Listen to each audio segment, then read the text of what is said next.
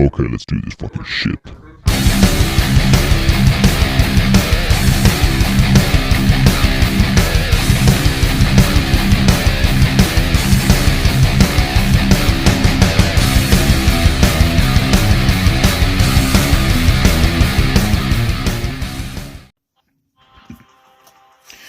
Hello and welcome back to another episode of MSF News. It is actually Saturday, October 5th, 2019.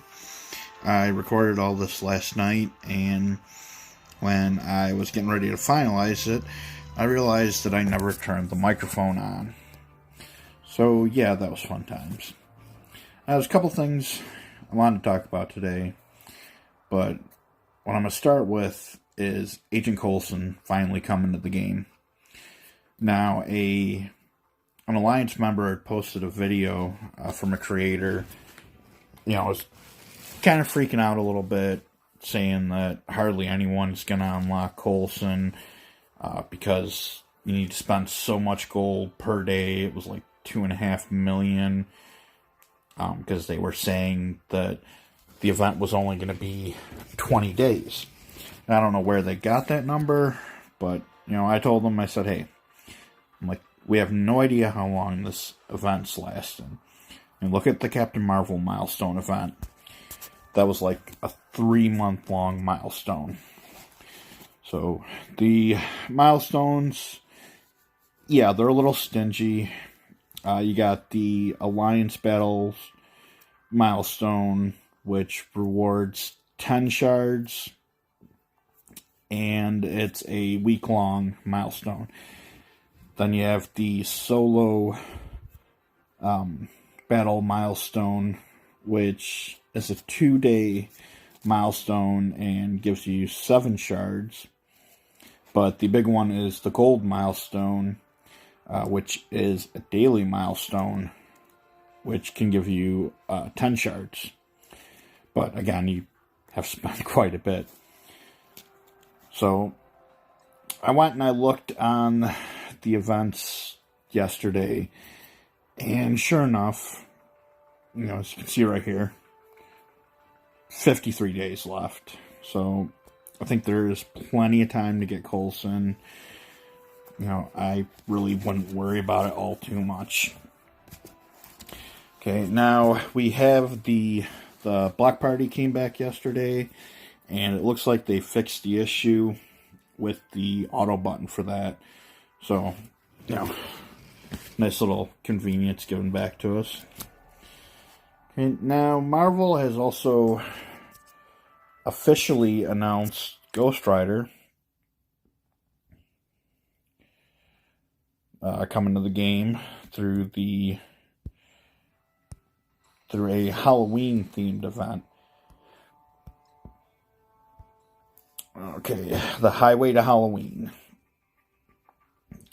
So it looks like he's going to be a supernatural mystic brawler. And the event is going to be a Blitz milestone event, where you earn Jack-o'-lantern orb fragments. But the Jack-o'-lantern orb fragments will contain several other characters, but feature Ghost Rider at a higher drop. Now, being a Halloween-themed event, I can't really see this lasting much longer than Halloween. So, we don't know what he unlocks at yet, but hopefully the shards will be enough to unlock them. So, and the Raid Store update, they've added an extra row of blue and purple gear. The supply section, that's been data mined for a little while. Okay, and we got a blog post from yesterday. Okay, let's see here. Okay, it says, "Greeting Commanders. This week is all about sneak peeks. As we're pulling back the curtain for a quick look at updates coming to Dark Dimension, challenges, legendary events, and the daily login calendar. Hold on tight to your Eye of Agamotto, because it's time to travel to the Dark Dimension." Okay, new Dark Dimension realm.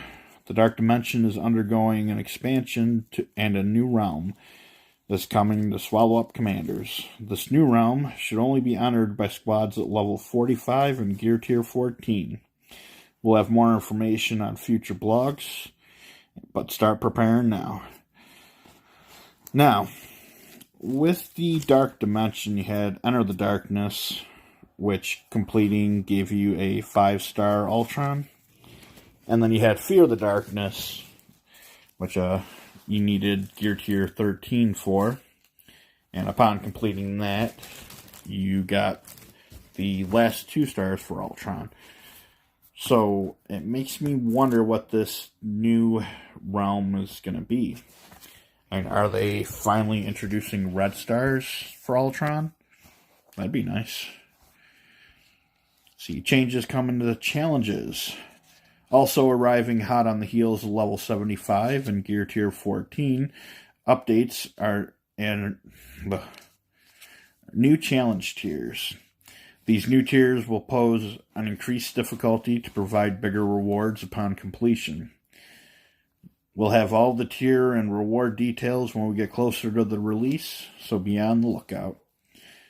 Yeah, I think it's about time for new challenges, even though I just completed the last tier of my last challenge a couple months ago, and that was the Catalyst of Change. Yeah, and I kind of just got lucky with that. Let's see here, Strike Raid Alpha. Alpha Raids are back, and this time they're featuring select city villains. Coordinate with your alliance and raid your way to Alpha Orb Fragments and Gold Orb Fragments. Alliances that reach 100% on Strike Team Raid Alpha 4 will receive a slew of orange gear, including unique orange gear pieces. So shore up your alliance ranks for this Greek raid. Yeah, pretty standard alphabet raid. Harvest calendar. You don't want to miss a day in October because our harvest calendar is out now. Take a break from raking up leaves this fall to rake up gold, ability materials, and promotion credits. Everything you'll need to boost your forces for Ultima 7. Now, I think it was last week, in the data mines, it had a calendar milestone for Red Star Orb Fragments, ability materials, and promotion credits. So I don't know if this is the same thing and they just decided to drop the gold orbs, or if this is something else entirely. See, Nick Fury is en route. The leader of S.H.I.E.L.D. is dropping into battle again for the return of his legendary event. If building Nick Fury's top-tier S.H.I.E.L.D. team wasn't enough to motivate you to recruit and rank him up, don't forget that Agent Coulson is on the way, and he transforms Fury's S.H.I.E.L.D. team into an elite helicarrier security system. The preview period begins next week, so start gearing up and leveling up your top Kree team for a chance at recruiting Fury. What is the preview period? Kingpin and America Chavez Blitz. Now live is the Blitz with the city's big bad guy, Kingpin. Battle your way towards shards of this powerful protector, but don't rest long, because coming up after Kingpin is the all-star brawler America Chavez. Yeah, honestly, I was kind of hoping I could take this Blitz off, but I definitely do need to rank Chavez up a little bit for my brawler team, so. Alright, now we got some new characters coming to the game. As I've already mentioned there.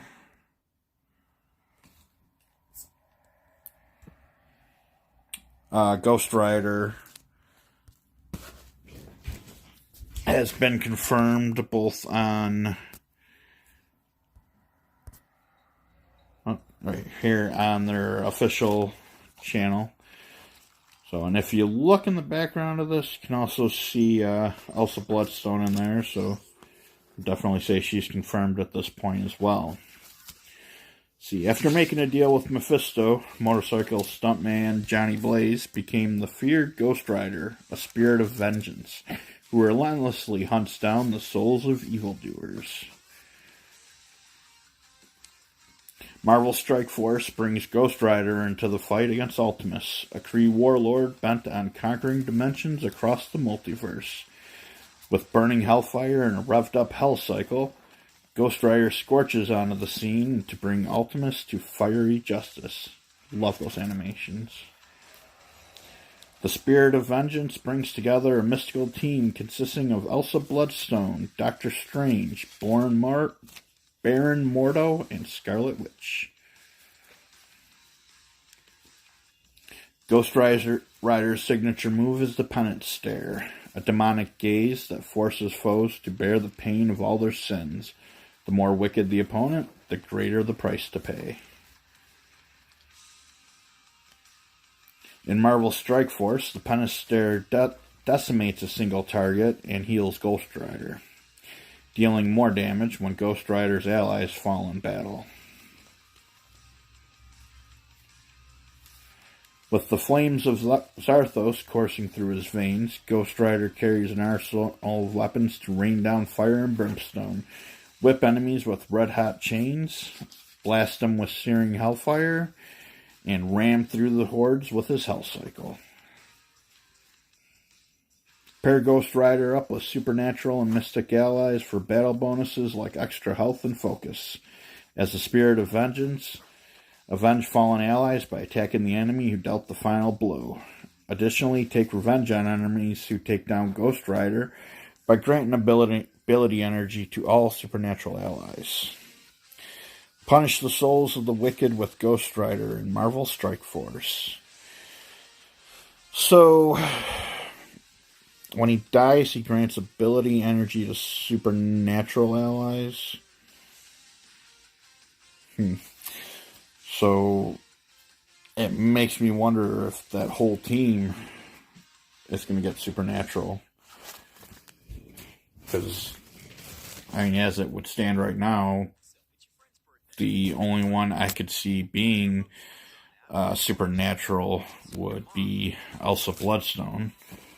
And that would be kind of a waste of a passive if it just gave energy to her. But what I'm kind of hoping for is, like I said, if they do all get the tag, you could have him die, get the ability energy, and just have Strange revive him. So, I don't know. We'll have to see if they add that tag to the team, or if it's just going to be Elsa Bloodstone who's going to get it. So, Elsa Bloodstone's also coming. She could get the supernatural tag. She does get powers from necklaces she wears, much like Juggernaut. Although, would that mean that Juggernaut would get the supernatural tag as well? So, with Elsa Bloodstone, I would see her being a global hero blaster. Seeing as her signature weapons are dual shotguns and dual pistols. Now, there is also a third character coming, which content creators are currently under an NDA not to talk about. So we'll just have to wait for that information to come out. Now, also in the data mines, there's 2 more characters listed in there. And that's not the 2 rumored characters that have been reported, which are Sif and Heimdall. I don't know specifically where that information comes from, but I haven't seen it in any data mines or anything. But from the Q&A that Casino did with the community manager, it sounds like they do want to introduce an Asgardian team, so it wouldn't surprise me if Stefan Heimdall came. But the two characters I'm referring to are, first of all, Red Skull is once again showing up in the data mines. I have been working on Hydra for months, kind of betting that that's going to be the team to unlock them. So I could see it being Hydra minions.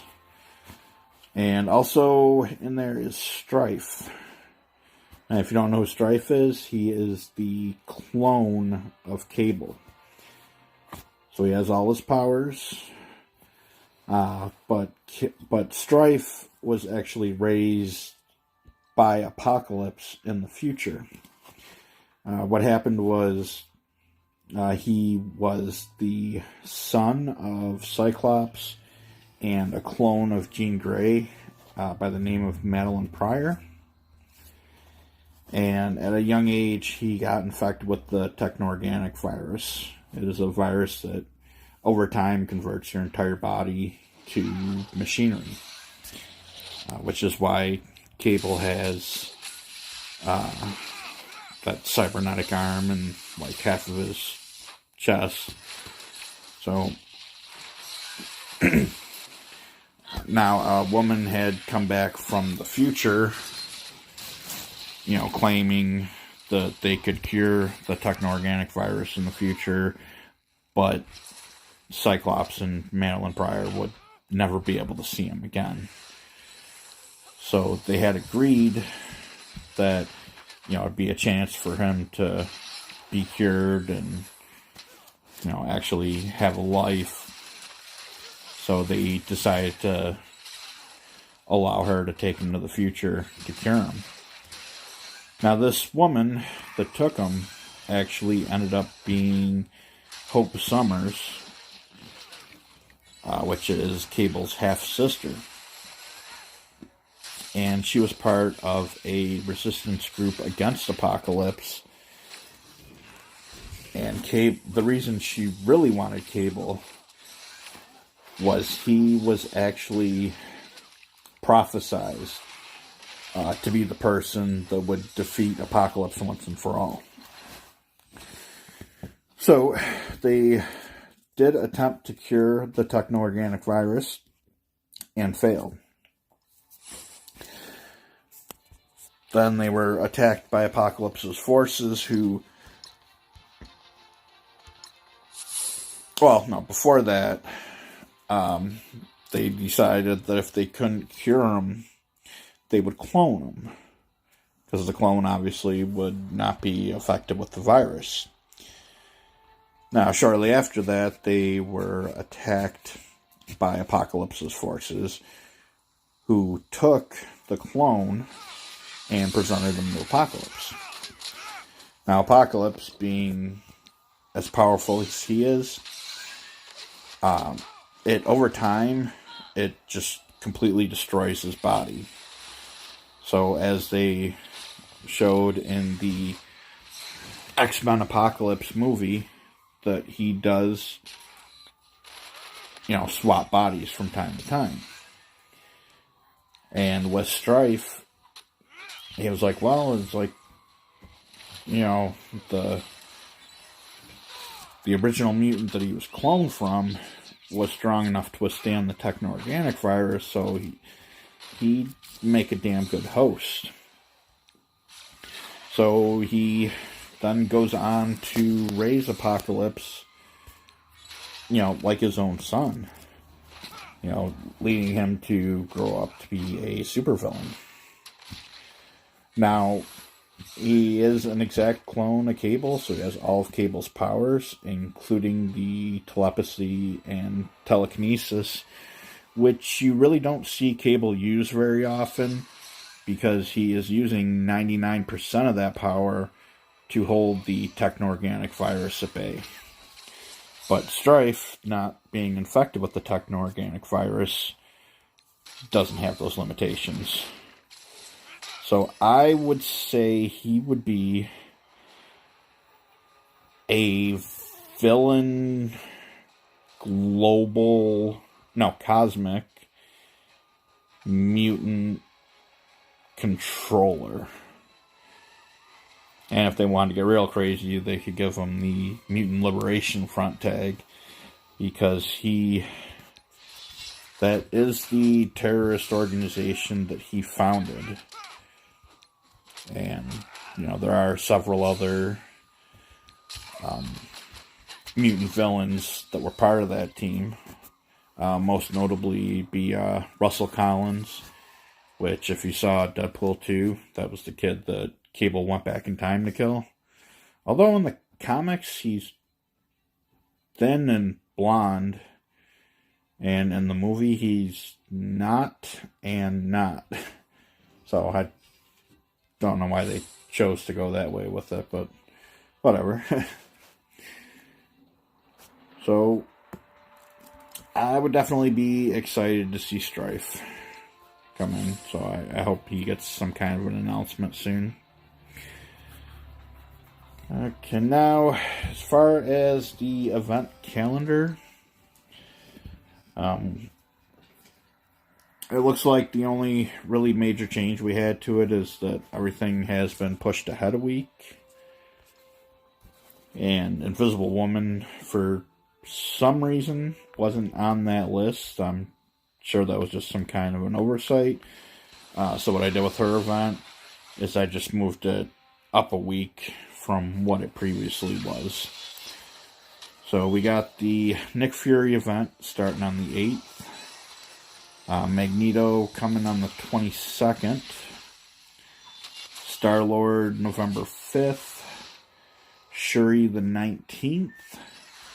Phoenix on December 3rd. And Invisible Woman on December 17th. As far as the Flash events, we just had Block Party yesterday. We'll have the Relic Hunt on the 21st. And Payday on the 26th. Alright, and as you have probably seen in the intro, I've been playing around a little bit with video editing. So, I know it looks like something I paid a 12-year-old to do. As a matter of fact, my 14-year-old daughter could probably do a much better job of it. But, there's a lot to learn, and it's something I've never really even played around with, so, take some time to get that. Trying to, consistently improve, the product I'm putting out. And if you like it, I can only tell you, trying to make it better every time. Alright, well, that is the news for the week. Thank you for watching, and we'll see you next time.